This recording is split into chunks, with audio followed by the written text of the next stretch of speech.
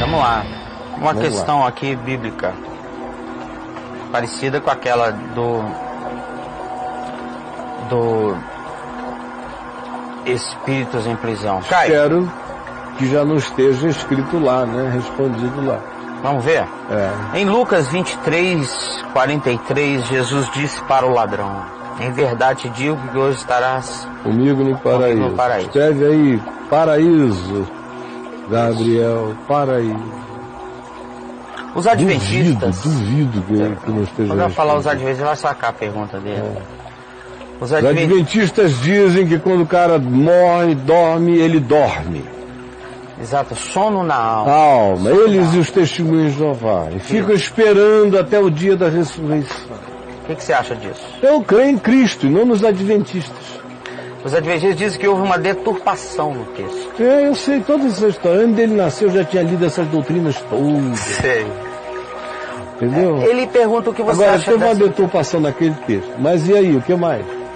Paulo, que diz a gente, olha aí, o que está achado? É longe do paraíso. 125. Quem vem primeiro, o homem ou o paraíso? Escreva aí, morte eterna, o que você quiser. Eu vou para o paraíso, o que você quiser. Mas olha só, olha aqui para mim. E Paulo que diz, enquanto presentes no corpo, estamos ausentes do Senhor. Ausentes do corpo, presentes no Senhor. O que ele está dizendo?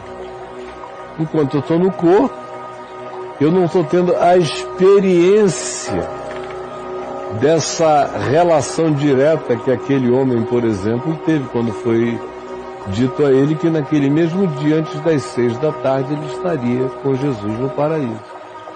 A palavra paraíso, inclusive, do texto grego, é uma herança da escatologia grega, que é o Elísios, o paraíso grego Elísios, estava dividido, era o mundo dos mortos, o mundo de Hades.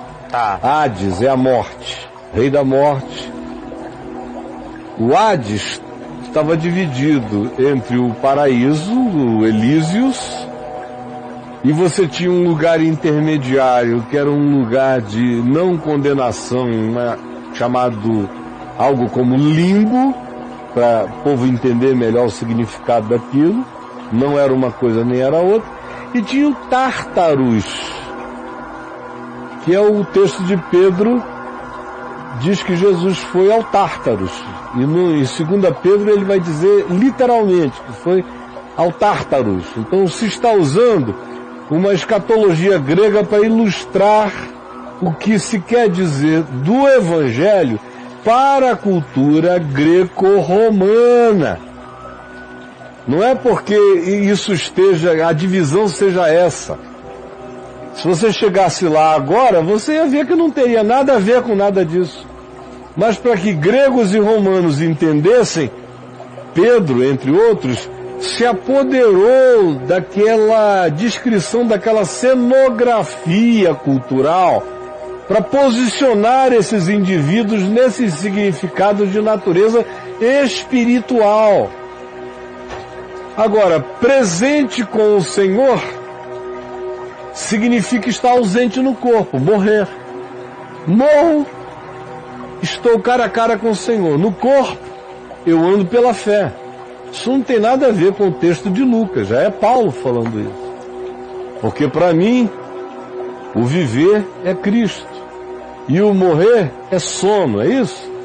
Não, o morrer é lucro. Não é sono, é lucro.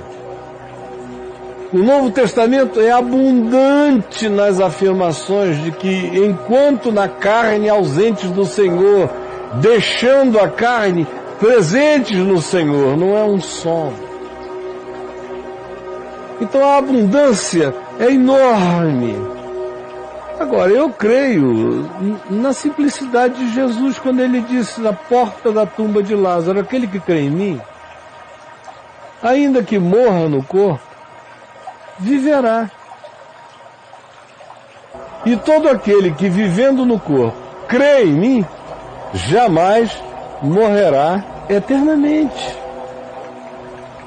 Quando se fala, por exemplo, a expressão dormem, como em Tessalonicenses, Paulo fala algumas vezes, ou em 1 Coríntios, a razão porque há entre vós muitos fracos e doentes, não poucos os que dormem, é uma palavra para aludir à morte, não ao sono.